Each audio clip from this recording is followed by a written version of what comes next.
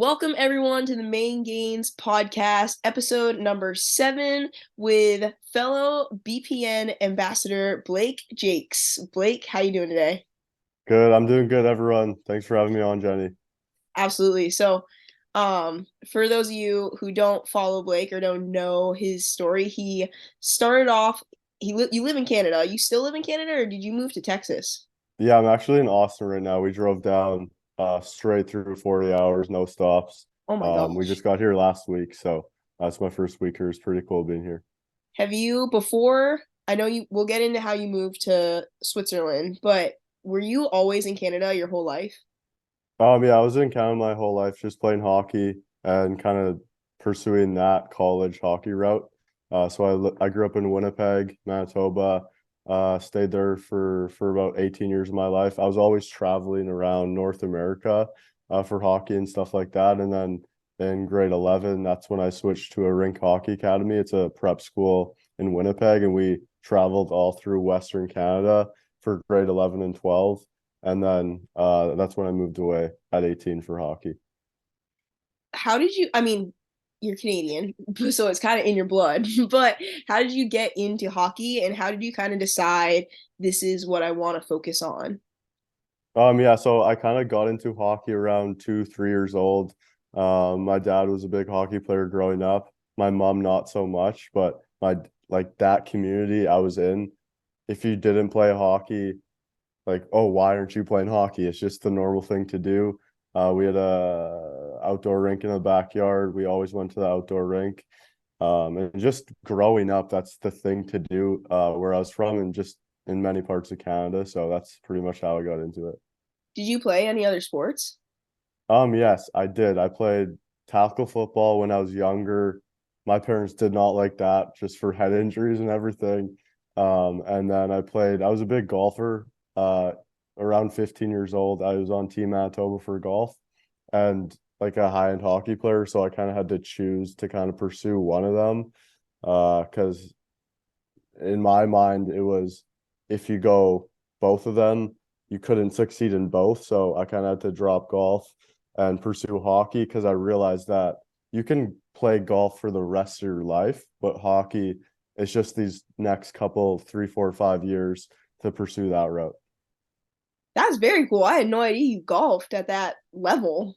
Yes, yeah, I was always a big golfer. Me and my dad always had these fun competitions. I remember the first time I broke 100, he would buy me a pair of golf shoes, so he kind of like motivated me in that way. And it was a fun sport in the summertime because I didn't do a lot of hockey in the summertime like a lot of kids did, and I really appreciate that I didn't do it all year round because I feel like that's when a lot of kids get burnt out, and just having that uh multi-sport kind of background really helped me. Did you see a lot of kids or your friends burning out of hockey as you ended, like, got towards the end of maybe your high school or even college career? Oh, even younger. It was Younger. actually, yes, like 10, 12, 14 years old. A lot of it wasn't even the kids pursuing the sport. It was a lot of the parents. Mhm. It wasn't as crazy in Winnipeg, but I know in Toronto, it's insane how the parents pursue that. But I haven't experienced that, but I've just heard that. How was your high school hockey career, and when was kind of a moment that you realized or decided I want to play in college? Yeah, so this is a weird route in hockey. It's either you go to the WHL, that's a CHL, that's like you're getting paid, you're doing that sort of thing. In Western Canada, it's the WHL, OHL, QMJHL. That's it, like the CHL. And if you pursue that route, you can't go Division 1 in the USA because you're like a semi-professional, and NCAA doesn't let them go into that league.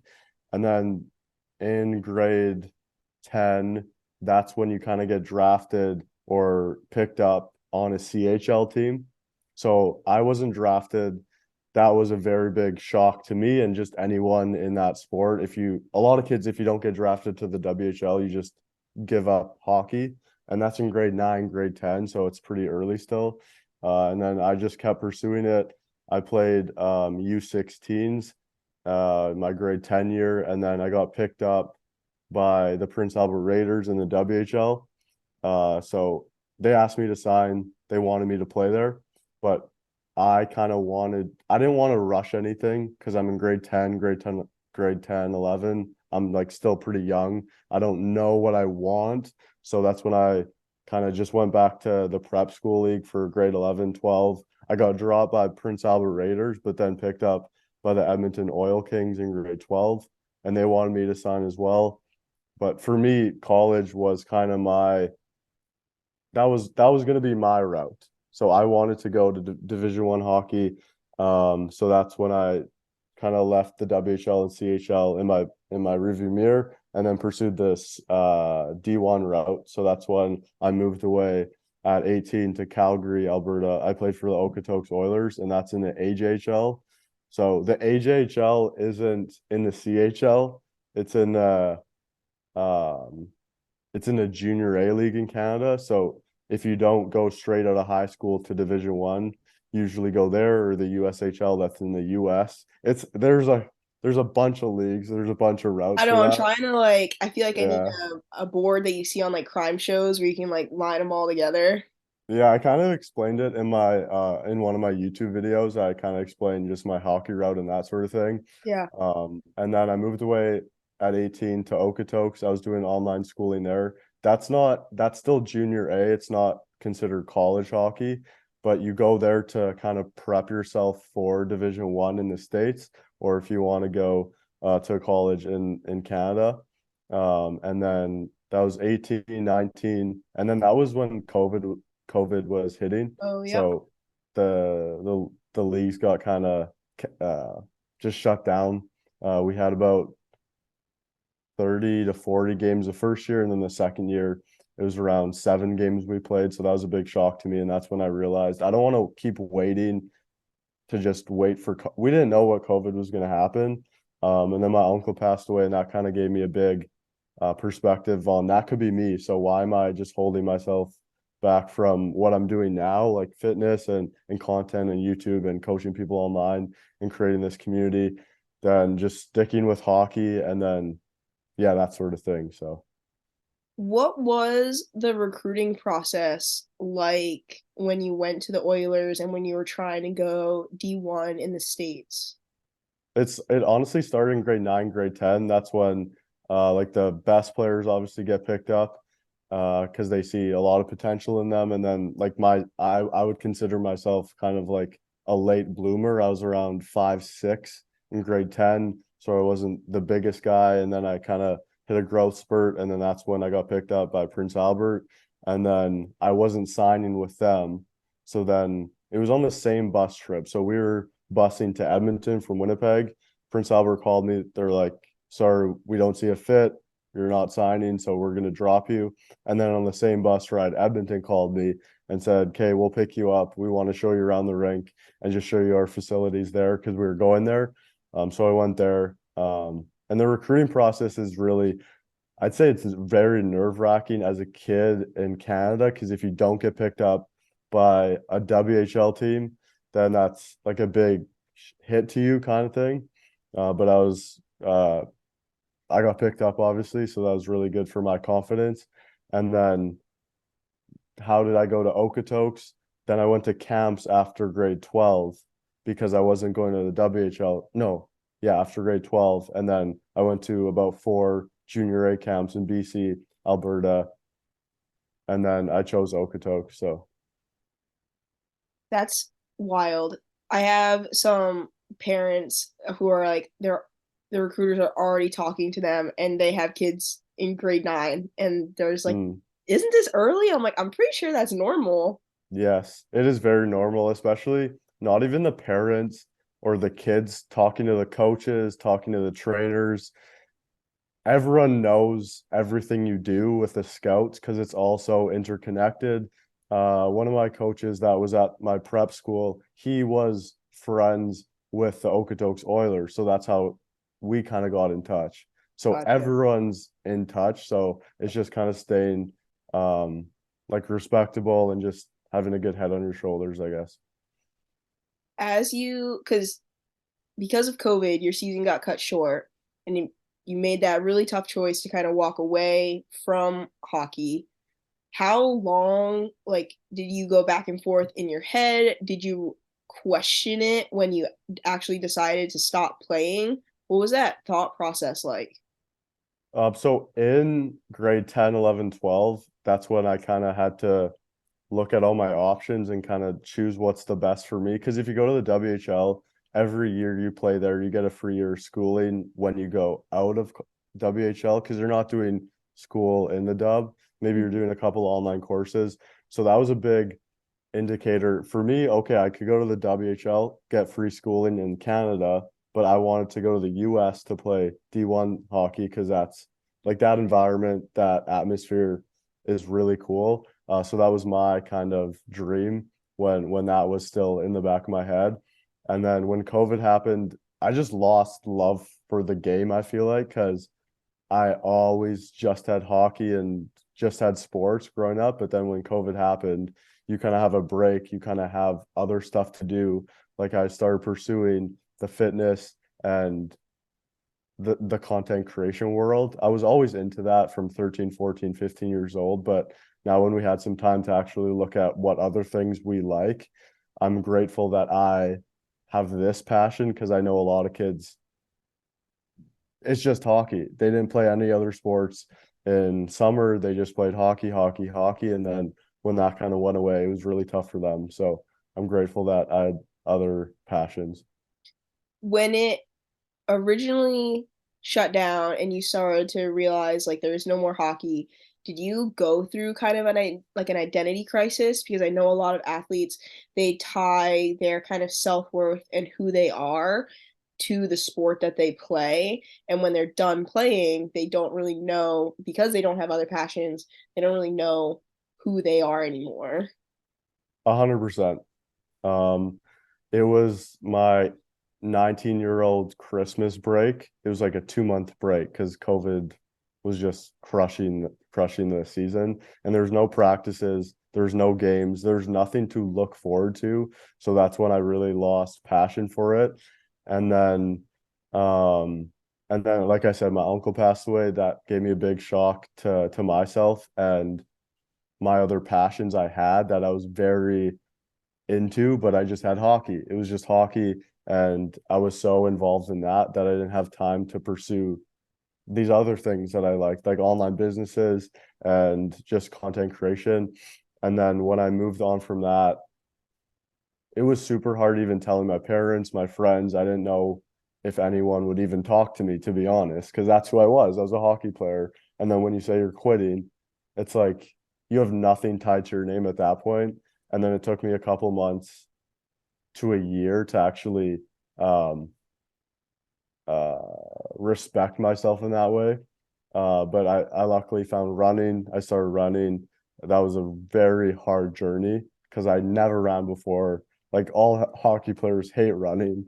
I hated it for the first 2, 3 weeks, and then I started enjoying it. And then I signed up for my first marathon, and that's when my competitiveness within myself kind of came back, and that's when I started feeling my self-worth again, is that physical competitiveness. And then that Ironman stuff. And then I started doing training for Ironmans. And then now I'm here. So I want to go back to when you were scared to kind of tell your friends and family. Were they supportive of you at first, or was it kind of like a, what are you doing? Like you're giving up, or how did they react? my friends, yeah, they supported me. But in my mind, it was like, what are they going to say? Will they even talk to me? Just because that's how we were kind of connected. But I guess after you make that relationship, it's like I don't care if you play hockey or not. Like you're still my friend. We're still gonna hang out and stuff. But that was super scary to me, and just kind of releasing that part out of me. Because when did I start hockey at 2, and I'm 19 now. I played that for 17 years. So just to give that up, like any transition in life, I feel like that's super tough on anyone. Oh, for sure. And like I think a lot of athletes can relate that they just have this competitiveness that they need to reposition and redirect into something else after their sport is kind of done, whether it's like a rec league or a new sport altogether, like you did. Yes, that's why I started Hybrid Athlete X, because I noticed that I didn't have a lot of community when I was outside of hockey. I had my team, I had my friends, I had like the hockey guys to hang out with. But then after hockey, like you're not part of anything. And then Hybrid Athlete X is just bringing those people. Like we have a ton of athletes, a ton of hockey players, a ton of high-end athletes that played college, D1, all throughout North America and some in Europe. And that's why I want to pursue them into running Ironmans and stuff, because we all have that. We all have that physical competitiveness. But if you don't have it in you, it feels like you feel lost. There's a plate full of food, but then that part of it's there's nothing there. So that's what was me after hockey before I started running, is I was lost 100%. When you created Hacks, right? Is that how you say it? Yes, Okay. exactly. Yeah. When you created that, what was going through your mind? Did you think that it would kind of blow up? Or was it just to kind of get you and a few buddies like in a community where you could kind of see each other's progress and push each other? How did that grow? It, so I started in August, late August, so it's been about like 4 or 5 months now. And it was just me online coaching people one-on-one. I partner with an app, so it's all in one application. And then I had no intention to do a community basis and like a team, but then I realized that that could be a very good perspective in anyone's mind to join and just have a better community and atmosphere. So I kind of transitioned that into, yeah, I'm still your all one-on-one coach, but now we have group chats, we have video calls, we have group calls, we have races, obviously. Now we have apparel, and we're having camps this summer, and just positioning ourselves in more of a team aspect than like a one-on-one. This is your race. No, we're doing this as a team. We're pushing ourselves. We started Instagram. We have group chats. We're always motivating each other. So it's really cool to have that community. That's awesome. Were you nervous starting that?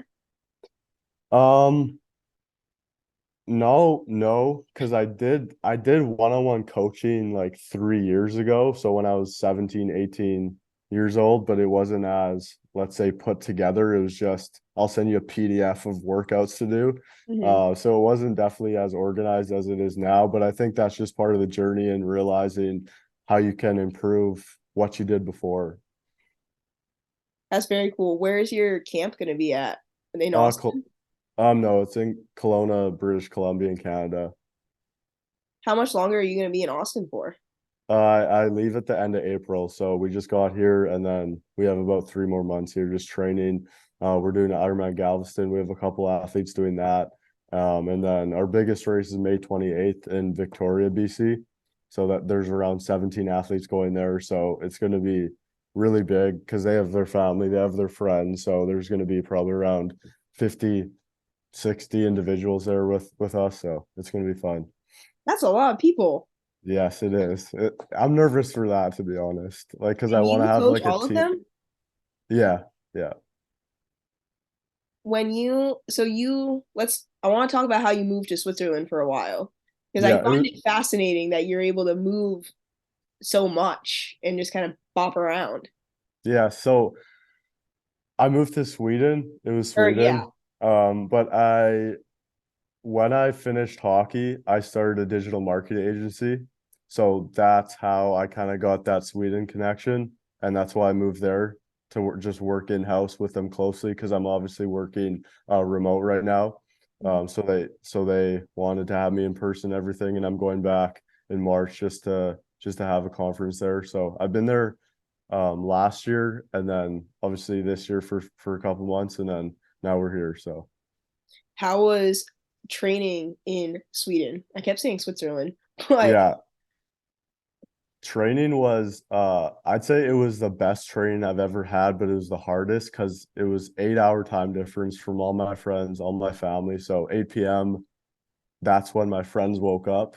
So it was tough.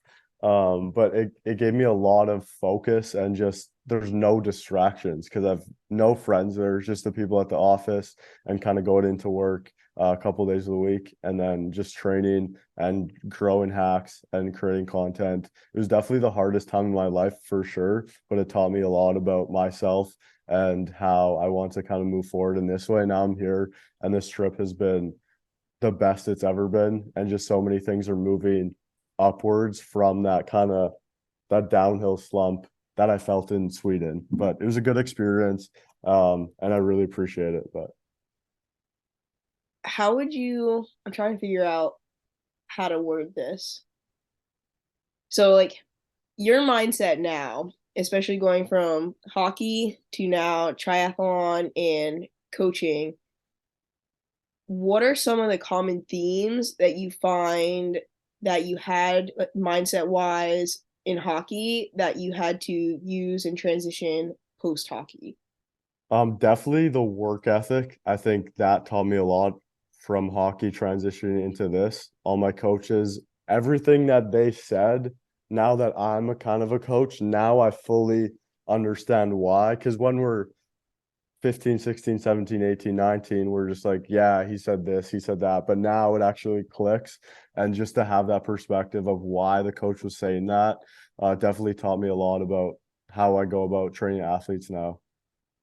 Do you ever plan to get back in the hockey scene and maybe coach or do something like that? I haven't thought about that, to be honest. I think that's definitely something that I want to rather be like the mindset guy in hockey. But I haven't thought about hockey in a while. I've just kind of moved on from that because I Mhm. know that I just love this triathlon community and everything. So it's been super fun, and just trying to grow that and focus on getting the athletes that are coming out of hockey to like have something else, whether they're having their work, their 9 to 5, whatever they're doing now, is to just have that physical competitiveness still in their life, whether it's an hour a day or that sort of thing. So when I transitioned out of hockey, I was just going to the gym, I was just lifting weights, but there was never a date in mind. There was never a goal in mind. So that's where I found myself lost. I was just lifting weights.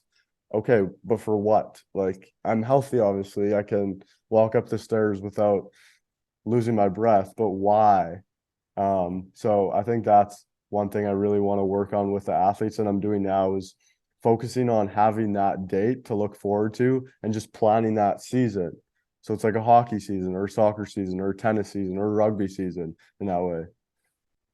I love how that's how you kind of frame it and look at it because I think that's really what people struggle with is the why because they don't really think about it while they're playing the sport because they just love it. But when that sport's gone, it's just like, okay, now I actually have to be kind of introspective and think about why am I training the way I'm training and like do I want a goal and if I do want that goal, what is it going to be? Yeah, I honestly think that doesn't even go through a lot of people's minds when they quit sports. It's just, I'm done sports. Now I just go to the gym. I don't know. I think this, I don't know if triathlon's growing or just I'm just getting into it and I'm learning a lot more about it. But I think that could really be a thing that people coming out of sports, high school, college, starting to get into that and still having that community basis of just your healthy lifestyle and just your mindset in general. I think it's definitely both. Like one, the sport is growing. I see more and more triathletes and triathlon stuff happening. But I think also once you kind of get engrossed in that community, it just seems so much bigger than you actually thought it was. Yes, because I never swam. I never swam a lap in a pool. I never cycled. Like I could ride a bike, I could float in water and running. We just did like 30-second to a minute sprints for hockey. We never did zone two work. And that's something cool that my trainers back in Winnipeg, they're working on more zone two stuff, like in the summer and just mid-season is to work on that aerobic base. And that's something I really um, didn't know about when I was playing hockey, but you could definitely take advantage of that zone two work when you're playing hockey when it's such an intense sport. Mm-hmm. And it's like 30 to a minute intervals when you're on the ice, but then always tapping into that, working on your heart rate, lowering that, and that sort of stuff that I know now, but I didn't know then. Really cool. How was your first race compared to what your goal is for your next race? Okay, so it's funny thing. My first race, my first Ironman 70.3 was in Galveston, April 2nd last year, so 2022. And then I'm gonna do that again. When is that? In like April 2nd coming up. Yeah. So a couple months here. So my goal for that was just to finish. I didn't have a goal. I was super nervous. I didn't know what was going on. I didn't know anyone. It was just me and my mom.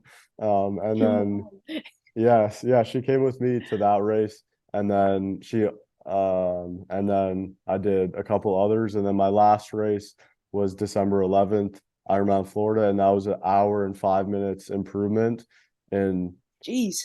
9 months. So I think this race coming up, I want to obviously do better than Florida, which is my December 11th. So I just really want to go as fast as I can because I don't like just holding off on a race. So. That's awesome, man. I'm sure that you will definitely PR. I see the work that you put in. It's been really cool. Thank you. Yeah, I appreciate that. And especially being here. Last year it was just training in Canada. There's a lot of snow. It was just me training in my living room and on my trainer. But now I have a buddy here. We're training together. And it's his first 70.3 in April 2nd. So it's gonna be really cool to just be more of a part of this community and just meeting all the triathletes at BPN and just at Lifetime Fitness and everywhere and just at the Austin High School track. So it's really cool. Are you going to the BPN Ambassador meetup? Yes, yes. We're working out there every morning. So it's pretty cool to be in that atmosphere just from watching Nick on YouTube for 5, 6 years. And then working out here every morning. It's super cool. Have you been to So VPN? I went to the first Ambassador weekend 2 years ago, and I'm going this in the month. Yeah. So I'm Oh going to. wow, okay, so you went to the first one. Oh yeah. Wow, how many people were there? It was like maybe 50. Wow. And Okay. now we have upwards of 100 to 200 people that are going to be here this year. Yeah. It's going to be nuts, but I'm very excited. Even tomorrow morning there's just a meetup at BPN and Mhm. they had 120 tickets and it's sold out fast. So it's gonna be wild. I bet there's gonna be at least 500 at the Ambassador Marathon weekend and stuff. So it's gonna be crazy. And like their gym is a decent size, and it was packed with just the 50 of us in there. So I can't even imagine how it's going to look Ambassador weekend this year. Yeah, it's gonna be insane. Um, this so my first time was on Sunday. I flew in, or no, we drove in. I posted on my story. I'm in Austin now, and Mhm. then Louis Montoya, he works with ambassadors. He said there's a meetup at the BPN gym, so we go there. There's probably around 40 individuals, and it was packed. Yeah, So 500. Yeah, there's gonna have to be a lot of organization going on, but a lot of sharing equipment. yes, 100%. Maybe some reps getting in there too. So. Well, Blake, I want to thank you for coming onto the podcast. I think this is great for one, aspiring hockey players who do want to play beyond high school, just so they kind of understand what it takes and the intricacies of it all, but also, more importantly, for kids post grad or post sport that they see that there's other communities and competitive outlets out there. That way they don't have to feel lost once they leave the sport that they've known and identified with for so long. So I want you to say where everyone can find you, your socials, team hacks, all that stuff. Perfect. So before I say that, it's just if you're leaving a sport, just remember that there will always be another opportunity in sports and athletics, whether it's maybe like CrossFit, working out, triathlon, running.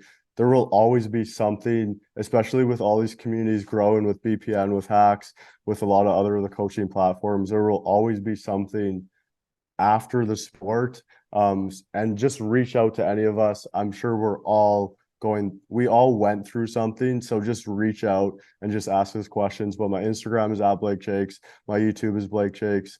My TikTok is Blake Jakes. So yeah, go message me there. And yeah, thanks for having me on, Jenny.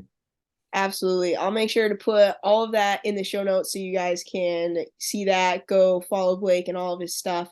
And with that, we'll see you. Well, I'll see you in the next episode. Perfect.